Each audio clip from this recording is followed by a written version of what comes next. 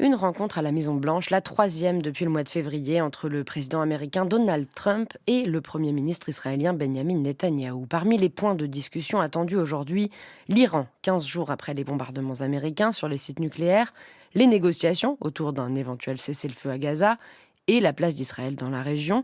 Les accords d'Abraham pourraient-ils être élargis à d'autres pays comme la Syrie? Et les deux hommes ont-ils des intérêts convergents ou divergents dans la région?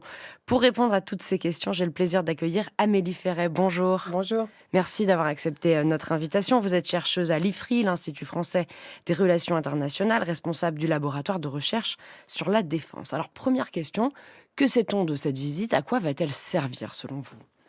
Alors, c'est une visite qui intervient justement à un moment où, comme la menace iranienne a été traitée du point de vue israélien, toute l'attention médiatique se focalise sur Gaza et sur les otages qui restent encore à Gaza. Donc, on a une cinquantaine d'otages, dont 28 qui sont morts. Donc, ça laisse une vingtaine d'otages vivants, et il y a beaucoup de pression de la part de l'opinion publique israélienne pour arrêter cette guerre à Gaza qui demande quand même un effort national important puisque des soldats doivent se rendre à Gaza, et pour la libération des otages.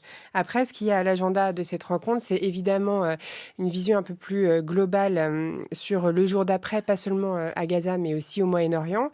Il faut rappeler que Netanyahou, il défend ce projet du nouvel Moyen-Orient depuis assez longtemps. Il avait montré cette carte aux Nations Unies, si on se souvient, avec le Moyen-Orient béni et le Moyen-Orient maudit. En 2024. Exactement. Il faut aussi se souvenir que les accords d'Abraham ont été faits, donc ces accords de normalisation d'Israël avec les Émirats arabes unis, avec Bahreïn, puis avec le Soudan et le Maroc, ils ont été faits sous l'égide de Trump.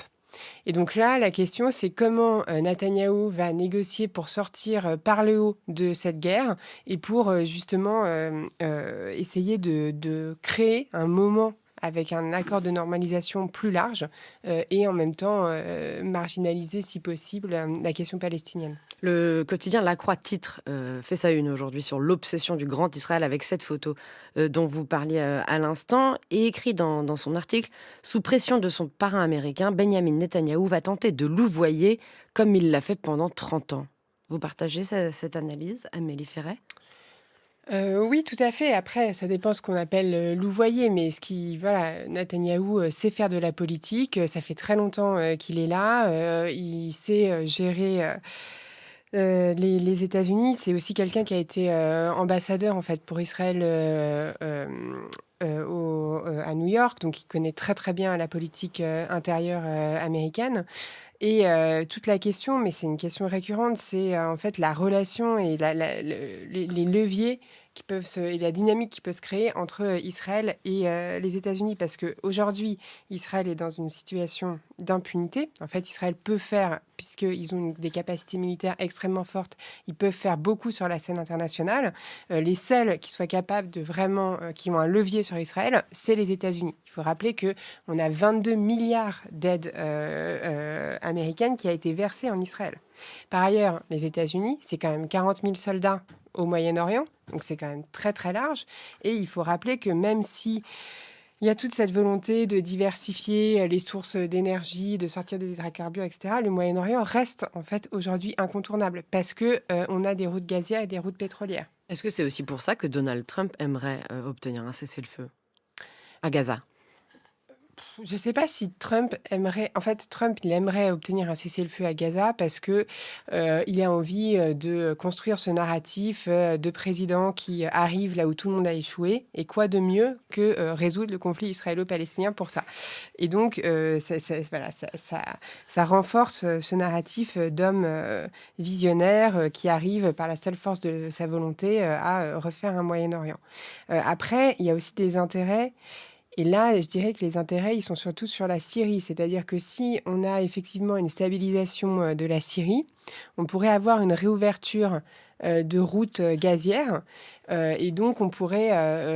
Enfin, la vision qui est celle de Trump, qui est celle de MBS, donc en Arabie Saoudite, et potentiellement celle de Netanyahou, ce serait de créer un grand marché moyen-oriental où on a une forme d'économie et enfin, libérale, en fait, hein, de circulation des biens, des personnes qui se crée. Et Une sorte d'Union européenne au Moyen-Orient? alors, je ne sais pas, pas sans le volet politique, je dirais, mais simplement un marché où il y a une circulation des biens, c'est ça la vision. Netanyahou, c'est quelqu'un qui, dans son bureau, et il se met très souvent en scène dans son bureau, a enfin, une carte du Moyen-Orient. C'est ça sa vision.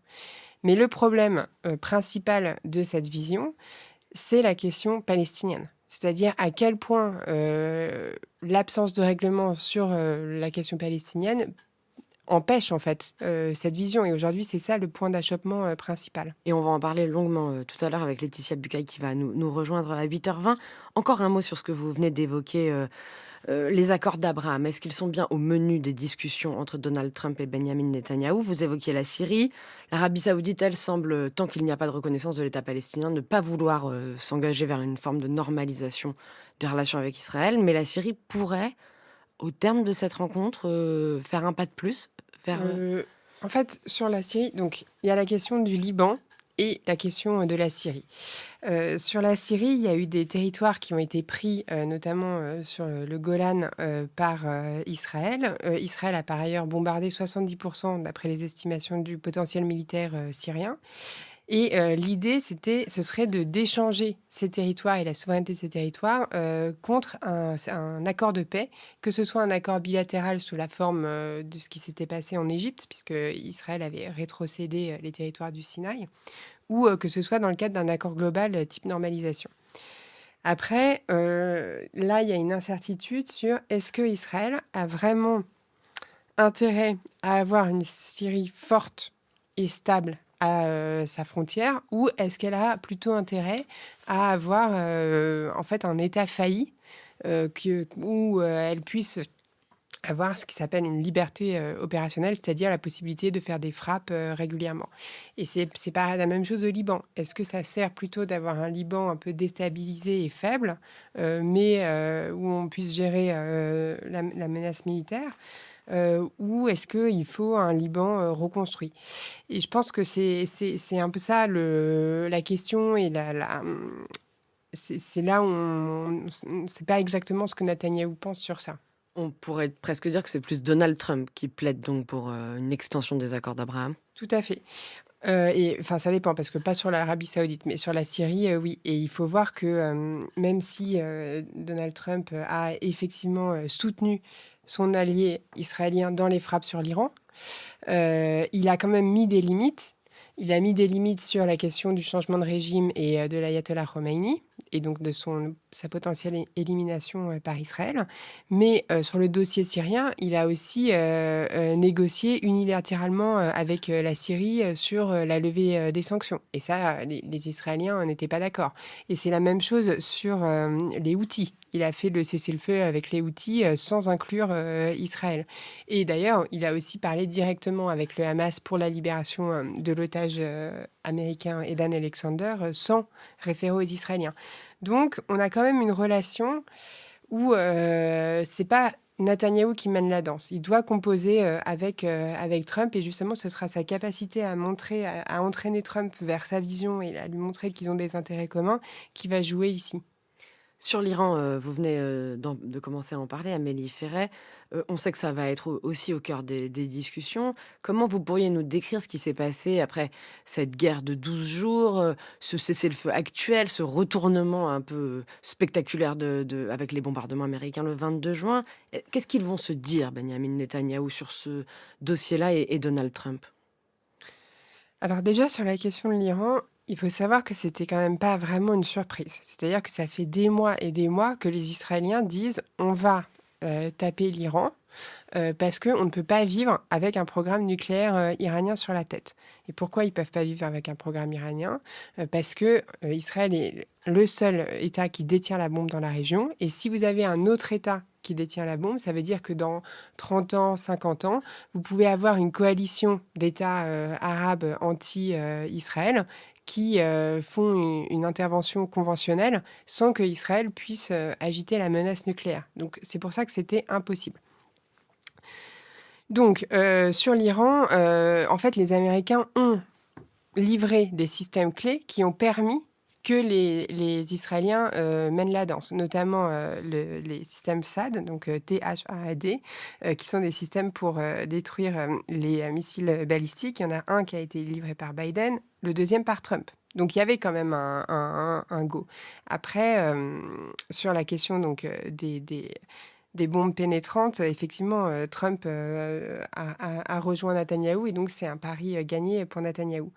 Après, Netanyahou, lui, sa vision, en fait, c'est pas un Iran, c'est pas un régime des mollahs affaibli. Parce que le problème, c'est qu'il a aucune garantie que dans 1 an, 2 ans, il y ait pas une reprise du programme nucléaire.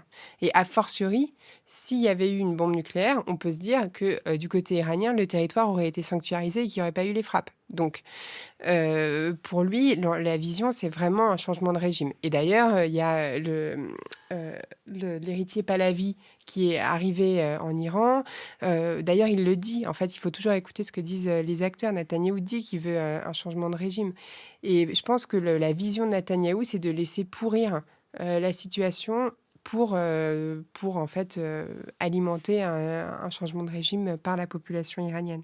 C'est peut-être là leur divergence entre Benjamin Netanyahou et Donald Trump sur l'avenir de Khamenei, non Donald Trump, lui, il semble dire sur ses réseaux sociaux ou ailleurs qu'il a préservé Oui, l'ayatollah Khamenei. mais je pense que c'est pas une vision de Trump. Je pense que c'est plutôt une vision saoudienne. Parce qu'en fait, la relation, avant la relation pour les États-Unis au Moyen-Orient, c'était surtout une relation avec Israël.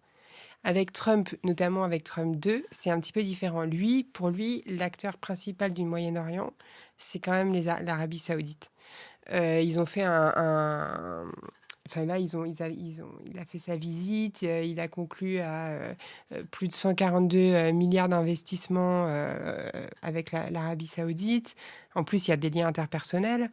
Donc, et pour les Saoudiens, l'idée d'un changement de régime, c'est une ligne rouge, c'est un no-go. Parce que, en fait, la région, elle a déjà été tellement mise à mal par ces histoires de changement de régime. Et en plus, l'Arabie Saoudite, voilà, elle a sa question de sa stabilité politique qui est présente, que ils savent que, enfin, que Trump sait que pour l'Arabie Saoudite et plus généralement pour le Golfe, ce serait très très négatif. Et donc je pense que c'est là un petit peu la vision, mais qui est pas forcément opposée, parce que comme je disais, je pense que pour Netanyahou, il n'a pas besoin en fait d'éliminer Khomeini pour penser qu'il va y avoir un changement de régime. Il va juste fragiliser l'Iran et laisser pourrir la situation en attendant que ça tombe de lui-même un petit peu sur le modèle syrien. Donc c'est pour ça que vous disiez tout à l'heure, vous l'évoquiez, que les États-Unis ne comptent pas vraiment sur l'Arabie Saoudite pour rentrer dans les accords d'Abraham. Bah, l'Arabie Saoudite a dit qu'il ne rentrerait pas dans les accords d'Abraham s'il n'y avait pas d'État palestinien. Et d'ailleurs, on peut noter dans toute cette valse l'absence de l'Union européenne. Il faut quand même voir qu'on avait une conférence franco-saoudienne qui était prévue à New York le 18 juin sur la reconnaissance d'un État palestinien. On a une diplomatie française très active pour justement faire une forme de normalisation, de deal un peu plus global. Notamment, il y avait des discussions sur l'Indonésie, donc d'autres pays musulmans, mais pas du Moyen-Orient. Et là, on a... Enfin bon, la conférence a été annulée, elle est reportée à septembre, mais en fait, il y a un désengagement saoudien sur cette question. Et donc, enfin,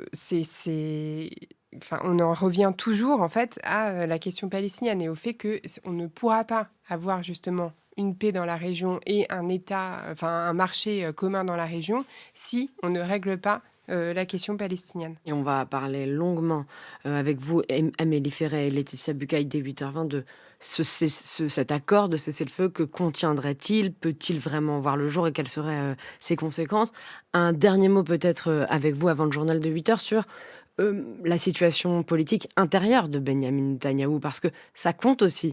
Vous parlez tout à l'heure de l'opinion publique, mais on peut aussi parler de sa coalition qui met une pression contre ce cessez-le-feu. Oui, tout à fait. Et je pense que c'est là aussi, c'est intéressant parce que plus les États-Unis vont mettre la pression sur Netanyahou, plus Netanyahou aura des arguments face en fait, à Bezalel Smotrich et Itamar Ben-Gvir qui prônent un agenda quand même, un agenda du Grand Israël et sioniste religieux. Mais sur le plan intérieur, autant il y a une très forte fatigue israélienne et une très forte contestation sur ce qui est en train de se passer à Gaza, autant il y a un très fort soutien sur l'Iran. C'est-à-dire que les Israéliens sont reconnaissants en fait à Netanyahou d'avoir su gérer la menace iranienne. Il faut voir que les trois piliers en fait de cette menace iranienne, c'est-à-dire les proxies, donc les acteurs relais, Hezbollah, Houthi, éventuellement Hamas, ensuite le programme balistique iranien et le programme nucléaire, les trois ont été quand même mis à terre par Netanyahou. Donc ça, il a quand même redoré son image. Il y a eu beaucoup de posts sur les réseaux sociaux qui disaient, voilà, en dépit de toutes les critiques sur Netanyahou, chapeau bas, bravo. Après, il y a la question, là, il a une stabilité gouvernementale jusqu'à octobre, puisqu'il va y avoir l'été, les fêtes. Il y a la question de ces affaires de corruption qui... J'allais vous en parler. Il y a plusieurs procès. Il a des ennuis judiciaires importants et pour l'instant qui sont à chaque fois repoussés. Et là, peut-être, grâce, vous allez nous le dire, avec le soutien de Donald Trump, puisque, en tout cas, Donald Trump a estimé sur les réseaux que c'était intolérable que Benjamin Netanyahou soit retenu pour des raisons judiciaires et pour ne pas pouvoir gérer la diplomatie dans la région et dans son propre pays. Tout à fait, mais en fait, c'est-à-dire qu'il y a régulièrement des auditions, donc il est quand même auditionné sur 3 affaires principales de corruption Fraude et abus de confiance. exactement. Et puis, aussi sur sa relation avec les médias. Donc, en fait, il aurait donné des parts de marché à des médias en échange d'une couverture médiatique positive. Et puis, il y a cette question, en fait, de la nature de l'État d'Israël, puisque avant le 7 octobre, il y a eu toute cette séquence sur la réforme judiciaire, sur un agenda théocratique, en fait, qui est porté par ce gouvernement. C'est-à-dire, on met au pas les services de renseignement, puisque c'est ça que Netanyahou est en train de faire. On met au pas la procureure générale du pays, on met au pas la Cour suprême. Et si on met au pas donc, toutes ces institutions qui sont une forme de contre-pouvoir, eh ben, on pourra faire le Grand Israël et donc l'annexion. Et donc, on en revient en fait toujours à ça. Et sur le plan intérieur, c'est surtout ça, la question. On a passé peut-être un petit peu vite à melliférer tout à l'heure sur la question du programme nucléaire iranien, même si on ne sait pas exactement où il en est après les frappes américaines. Est-ce que Benjamin Netanyahou et Donald Trump partagent la même vision sur ce qu'il faut faire vis-à-vis de la surveillance de ce programme? Aujourd'hui, l'idée, c'est de faire un deal, en fait, et de réouvrir une voie diplomatique. Et donc, pour Trump, il pourrait faire une sorte de nouveau JCPOA, puisque donc, le JCPOA, c'était cet accord qui avait été négocié pour en fait, maintenir un taux d'enrichissement de l'uranien iranien en dessous d'un certain seuil, donc pour prévenir ou pour empêcher sa militarisation. Un deal que Trump avait énormément dénoncé et Netanyahou également. Et donc pour Trump, il y a une possibilité de gérer un Iran avec le même régime politique s'il y a un deal diplomatique. Pour Netanyahou, si le régime en fait n'arrête pas ses attaques au moins déclaratives et verbales contre Israël, et donc ne reconnaît pas la légitimité d'Israël, il n'y aura pas de voie de négociation possible. Et donc, il y a effectivement une divergence sur le fait que pour Netanyahou, la diplomatie ne peut pas venir à bout de l'antisionisme et de l'antisémitisme de ce régime-là. Que peut-on dire en quelques mots, Amélie Ferret, de leur relation, Donald Trump, Benjamin Netanyahou? Qu'en savez-vous? Alors, je ne suis pas dans le secret des dieux, mais ce qu'on peut dire, c'est que sur le premier mandat, il y a vraiment une forme de bromance très forte entre les deux. Il y avait des visites d'État. Trump a reconnu la souveraineté israélienne sur Jérusalem, et donc Jérusalem comme capitale. Et après, Il y a une relation plus compliquée qui s'est créée puisque, Netanyahou n'avait pas, reconnu, n'avait pas contesté, en fait, le résultat de l'élection présidentielle, américaine. Du coup, Trump, quand il a été réélu, a retardé son appel à Netanyahou.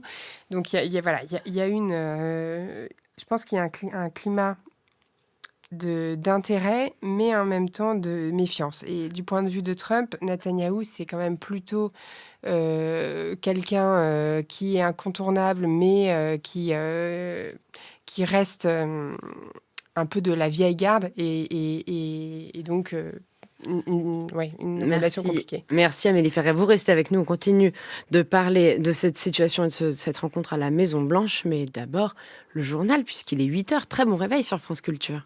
La situation à Gaza fait partie des points de discussion aujourd'hui entre le président américain Donald Trump et le Premier ministre Benjamin Netanyahou en visite à la Maison-Blanche. Des négociations informelles se tenaient encore dimanche au Qatar entre le Hamas et Israël. Un cessez-le-feu est-il envisageable? Et jusqu'à quand? Que contiendrait un tel accord conclu sous l'égide des États-Unis? Et dans quel but? Nous continuons nos analyses avec Amélie Ferret. Merci d'être restée avec nous. Vous êtes chercheuse à l'IFRI, l'Institut français des relations internationales, responsable du laboratoire de recherche sur la défense. Et je suis très heureuse d'accueillir Laetitia Bucaille. Bonjour. Bonjour. Merci d'être là. Vous êtes professeure de sociologie politique à l'INALCO, chercheuse au Centre d'études en sciences sociales sur les mondes africains, américains et asiatiques. Alors peut-être, pour commencer, un point sur la situation à Gaza. Que sait-on de ce qui se passe en ce moment? Alors, la situation est absolument catastrophique, on le dit depuis très longtemps, mais c'est particulièrement le cas puisqu'il n'y a plus d'aide humanitaire qui soit véritablement distribuée. Il y a donc Israël a absolument tenu à empêcher d'agir les agences de l'ONU qui jusque-là se chargeaient de la distribution alimentaire. Il y a donc eu la création de cette Gaza Humanitarian Fund qui a été fabriquée de toutes pièces avec des gens qui ne sont pas du tout experts dans l'humanitaire pour installer des points de distribution dans la bande de Gaza. Donc il y en a 4, ce qui est parfaitement insuffisant pour une population de 2 millions de personnes, et une aide, une distribution qui se fait dans un chaos total du point de vue logistique, avec des longues files d'attente et des foules qui se pressent et qui s'arrachent des rations alimentaires. Et puis, un risque énorme pour ces gens qui vont chercher de quoi subsister, puisqu'il y a eu de nombreux tirs et des dizaines et des dizaines de morts à l'occasion de ces rassemblements pour aller récupérer de l'aide alimentaire. Dans le nord de la bande de Gaza, c'est aussi extrêmement difficile. Il y a encore quelques denrées alimentaires qui se vendent sur les marchés, mais à des prix prohibitifs. Il n'y a pratiquement plus d'hôpital qui fonctionne, et des attaques militaires qui se poursuivent. Est-ce que ce sujet de l'aide alimentaire, ou certains l'appellent plutôt l'arme alimentaire, sera au cœur des discussions, ou on va plutôt se concentrer sur le cessez-le-feu aujourd'hui à la Maison-Blanche? Bah, en fait, justement, dans le cessez-le-feu, dans les demandes du Hamas, il y a une aide alimentaire qui soit entre 400 et 600 camions par jour, qui comprennent différents biens, dont du matériel médical évidemment, mais aussi du matériel pour commencer à reconstruire un minimum des infrastructures qui permettent de traiter les premiers besoins de la population. Et il y a le fait que le Hamas demande à ce que l'ONU reprenne la main sur la distribution de cette aide, et pas le Gaza Humanitarian Fund. Donc, effectivement, ce sont des demandes qui vont être discutées, puisque là, en termes de négo, ce qui s'est passé, c'est qu'on a eu une discussion, il y a l'émissaire israélien qui va au Qatar. Il y a eu il y a 3 jours, le Hamas qui a dit nous, on accepte le principe du cessez-le-feu.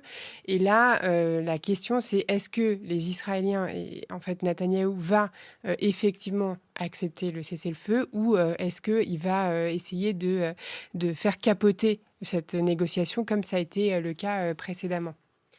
Qu'en pensez-vous, Laetitia Bucaille? Est-ce qu'on peut voir un cessez-le-feu temporaire au moins sortir de cette rencontre à la Maison-Blanche? Oui, un cessez-le-feu temporaire, c'est probable parce que Netanyahou a quand même une grosse pression, en Israël pour, faire libérer les otages. Dire que d'une certaine façon, il a marqué, des points en frappant l'Iran et ce qui lui reste comme point noir, comme reproche qu'on peut lui faire, c'est justement une forme d'indifférence au sort des otages qui sont, depuis maintenant presque 2 ans entre les mains, du Hamas ou d'autres groupes armés et dont on sait qu'ils vivent dans des conditions, particulièrement difficiles. Il y a eu des témoignages d'anciens otages et puis, les conditions se détériorant considérablement à Gaza, elles se détériorent aussi évidemment, pour les otages. Donc, il y a on sait, hein, les sondages d'opinion montrent que les Israéliens sont très nettement favorable à un accord qui permette la libération, des derniers otages. C'est vraiment, perçu comme un devoir national, comme un devoir d'humanité, hem et c'est d'ailleurs, au fond, ce qui empêche, hein, beaucoup d'Israéliens de voir autre chose que leur propre souffrance et qui les empêche de voir, la souffrance des Gazaouis. C'est bien cette question, des otages, qui fait écran. Donc pour en revenir au cessez-le-feu, juste la question, c'est qu'il y aura probablement, un accord, enfin on peut l'espérer. La question, c'est combien de temps il va durer puisque le problème de cet accord, comme le précédent, c'est qu'en fait la négociation continue une fois qu'il y a le cessez-le-feu et là les enjeux sont bien plus compliqués à résoudre. Que contient la proposition de cessez-le-feu? Amélie Ferret, on sait qu'il y a sur la table de la part de Donald Trump, c'est 60 jours. Oui, tout à fait. En fait, il y a ce que demandent les Hamas, donc comme j'ai dit, c'est, les, camions, plus d'aide humanitaire, un changement dans le portage de l'aide humanitaire, la réouverture de Rafah avec l'évacuation de au moins 20 000 blessés, un calendrier de retrait clair, de Tsahal, et des garanties sur la non-reprise de la guerre à l'issue du cessez-le-feu puisque, c'était, le cas donc dans les précédents deals avec les otages, c'est-à-dire que Israël a ensuite repris les hostilités. Et là, ce que les Hamas demandent, c'est des garanties sur ça. Donc peut-être des garanties qui soient justement données par les États-Unis. Après, la question, c'est qu'est-ce qui va se passer pour Gaza? Et là, il y a eu des fuites enfin de clash en fait entre Eyal Zamir, qui est donc le chef d'état-major israélien, et Netanyahou, justement sur cette question du futur de Gaza, puisque Eyal Zamir est contre la création d'une administration militaire de la bande de Gaza, parce que ça va fixer l'armée israélienne, et c'est très consommateur en hommes et en fait en ressources, et que lui, il veut réorienter l'armée plutôt justement vers des menaces conventionnelles, type potentiellement l'Iran, ou type potentiellement la Syrie aussi. Alors que Netanyahou, lui, qui est tenu par sa frange radicale, enfin par Itamar Ben-Gvir et Bezalel Smotrich, dit oui, finalement, une administration militaire de la bande de Gaza, pourquoi pas? Sachant que Ben-Gvir et Smotrich ont dit que s'il y avait effectivement un cessez-le-feu, ils démissionneraient du gouvernement. Et par ailleurs, ce que je trouve assez inquiétant, c'est il y a des articles de presse régulièrement qui sortent. Donc là, il y a eu quand même une évaluation du coût que ça représenterait en fait, enfin, ce qu'ils appellent la relocalisation des Gazaouis, c'est-à-dire de faire sortir les Gazaouis vers le Sinaï. Donc l'évaluation, c'est on donnerait aux Gazaouis 9 000 $, pardon, pour encore une sorte de prime de départ, et on leur permettrait de ne pas payer le loyer pour 2 ans. C'est un cabinet américain qui a fait cette évaluation. Et du coup, on pourrait faire sortir comme ça à peu près 50% de la population à Gaza. Ça, ce n'est pas évidemment dans le menu officiel des discussions d'aujourd'hui. Ben, c'est pas dans le Où ça y menu sera. officiel. Non, c'est pas dans le menu officiel, mais ça donne quand même une vision de ce que ce serait potentiellement l'après-Gaza. Et par ailleurs, il y a aussi des rapports assez inquiétants sur en fait la manière dont l'armée israélienne alimente une forme de guerre civile à Gaza en armant d'autres milices que celle du Hamas. Et aujourd'hui, la situation à Gaza, c'est quand même que vous avez justement des groupes armés qui en fait, menacent la population et qui font la loi dans la population. En fait, le Hamas, enfin, là, ils ont fait une interview à la BBC où ils disaient qu'ils contrôlaient plus que 20% du territoire de Gaza. Et donc, voilà, on est quand même dans une situation qui est assez inquiétante où il n'y a plus de tabou. Laetitia Bucaille, que gagnerait le Hamas à un cessez-le-feu et quelles sont ses lignes rouges? Alors, le Hamas, étant donné son affaiblissement, a intérêt quand même à ce que les opérations, militaires d'Israël cessent. La population est aussi dans un grand dénuement. Donc, ça serait évidemment un soulagement, mais évidemment, ce que cherche le Hamas, c'est quand même à ne pas perdre totalement la face. Et à ne pas obtenir au final un résultat qui soit beaucoup moins avantageux que celui qui existait au 6 octobre 2023. Donc si finalement le Hamas doit désarmer, que ses chefs doivent partir et que on expulse les Gazaouis, que Gaza est réoccupé, il sera quand même difficile pour le Hamas de crier à la victoire. Et effectivement, hein, il y a une vraie politique du pire qui est menée par Israël avec une volonté au fond de détruire la société palestinienne, de détruire sa cohésion. euh, c'est pas du tout nouveau, mais avec cette politique de courte vue, parce que ça peut bien sûr affaiblir la population de Gaza. En même temps, voilà, les Palestiniens resteront, même si un certain nombre part, enfin, est forcé de partir à l'extérieur, les Palestiniens resteront quand même les voisins des Israéliens. Amélie Ferret? Et moi, ce que je pense, c'est que le problème, c'est que, en fait, ce que Netanyahou aimerait, c'est que le Hamas libère les otages et parte de la bande de Gaza. Mais le Hamas dit, nous, on veut bien éventuellement faire ça, mais si on a des garanties sur un État palestinien. Et en fait, c'est toujours sur ça qu'on achoppe. Et là, dans les déclarations de Netanyahou, lui, pour le jour d'après Gaza, il veut évidemment pas le Hamas, mais il veut pas non plus l'autorité palestinienne. Il veut une sorte de gouvernance avec des puissances du Golfe ou alors des puissances Égypte, Jordanie, mais personne enfin, en tout cas, là, les puissances arabes, elles ne veulent pas aller dans la bande de Gaza pour gérer ça. Et donc, encore une fois, on en revient à cette question de l'État palestinien et de la sortie politique, en fait. Parce que si on n'a pas d'accord politique, on peut avoir un changement du rapport de force militaire, mais ce rapport de force militaire, en fait, c'est l'état de guerre permanent qui se perpétue, quoi. Est-ce que vous savez l'une et l'autre ce qui s'est passé lors des négociations qu'on dit informelles au Qatar, avec des médiations égyptiennes ou... Oh non, on ne sait, rien ne filtre.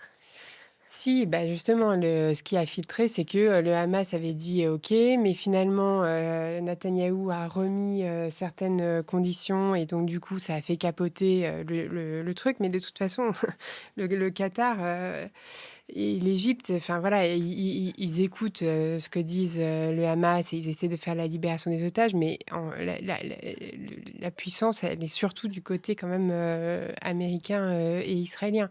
Donc certes, le Hamas, ils ont des otages, mais comme on l'a dit, en fait, le Hamas, aujourd'hui, il est extrêmement affaibli. Ils veulent bien, de ce que j'ai compris, le Hamas renoncer à gouverner Gaza après la guerre. En revanche, ils ne veulent pas, et ça c'est une ligne rouge d'Israël, Laetitia Bucaille, être démilitarisé et partir en exil. Oui, ça fait très longtemps qu'ils le disent, hein, le Hamas, qu'ils sont prêts. Ils ont dit déjà, il y a peut-être un an, qu'ils ne voulaient pas gouverner Gaza, parce qu'au fond, étant donné l'état de Gaza, en plus, c'est une charge considérable, c'est une charge impossible en fait de gouverner Gaza aujourd'hui. Donc le Hamas préfère évidemment se concentrer sur des objectifs militaires, sur sauvegarder sa puissance militaire, si c'est encore possible aujourd'hui, ou attendre et se reconstituer. Mais effectivement, le fait qu'il n'y ait pas de plan clair pour l'avenir, hein, si ce n'est le plan de l'extrême droite de réoccupation de Gaza et de construction des colonies du Grand Israël, fait que même une coalition qui ne serait pas entièrement acquise à ces objectifs-là pourrait se retrouver à devoir occuper Gaza parce que, justement, il n'y a pas d'alternative. C'est-à-dire qu'effectivement, si on veut ni du Hamas, ni de l'autorité palestinienne, ni de quelconque Palestinien, et qu'aucun État arabe ne veut se charger de cette immense tâche de venir gouverner à Gaza, Israël va peut-être se retrouver, malgré sa propre volonté, à occuper Gaza. Mais c'est bien sa politique qui l'aura entraîné en ce sens. Est-ce que le plan Witkoff est toujours sur la table, du nom de l'émissaire de Donald Trump sur place? Je rappelle une trêve de 60 jours, durant lesquels Israël doit effectuer un retrait partiel de l'enclave, libérer les prisonniers palestiniens en échange de la libération d'une partie des 49 otages morts ou vivants enlevés le 7 octobre. Oui, c'est bien ce qui est en jeu C'est ça aujourd'hui. qui se joue. Oui, oui. C'est bien ce qui est en jeu aujourd'hui, avec cette progressivité dans le relâchement des otages, la question aussi du nombre de prisonniers palestiniens qui seraient libérés en échange n'a pas été décidée. Il y a des exigences du Hamas et bien sûr des réticences du côté israélien, mais c'est une question qui a toujours été présentée comme très importante du point de vue du Hamas. Après, Amélie Ferret? moi, je serais quand même surprise que militairement, il y ait un retrait d'Israël. Enfin, là, ils ont quand même De Gaza. construit... Ah, oui, pardon, un retrait... des troupes Enfin, des troupes israéliennes de israéliennes Gaza. à Gaza. Donc là, ils ont quand même construit une infrastructure en fait qui enserre le côté est de la bande de Gaza, une sorte de E renversé, qui leur permet de faire des incursions en fait, et de ménager ce qu'ils appellent leur liberté opérationnelle, c'est-à-dire de faire des incursions plus facilement parce qu'ils ont la connectivité, parce qu'ils ont la logistique, et ça, je ne vois pas comment ils vont... Enfin, Renoncer à ça. voilà, je les vois pas renoncer à ça. Surtout qu'il y a eu quand même, enfin, il y a quand même en fait encore quelques capacités militaires du Hamas. Là, il y a eu, ils ont, il y a eu des attaques contre des chars israéliens où ils ont tué 9 soldats. Il y a eu des lancements de roquettes hier.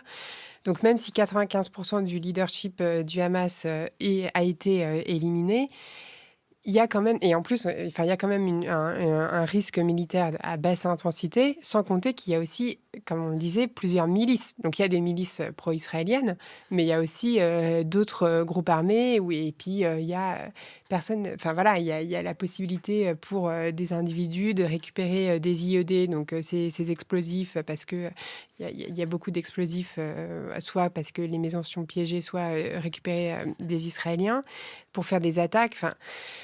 Et de toute façon, on en revient là encore. C'est vraiment c'est un travail de Sisyphe de le rappeler, mais si on regarde ce qui se passe en Cisjordanie, et si c'est ça le modèle pour Gaza, une forme de cisjordanisation, en fait, il y a une menace militaire en Cisjordanie, parce que tant qu'il n'y a pas un règlement politique du conflit, en fait, la volonté des Palestiniens d'utiliser la force pour advenir à leur objectif qui est la création d'un État, c'est sans jugement normatif, mais je ne pense pas qu'elle va disparaître. Ça paraît donc difficile d'obtenir un Oui. cessez-le-feu durable, hein, Laetitia Bucaille, en une minute. Oui, enfin, la peur en Cisjordanie, c'est que le modèle soit Gaza finalement.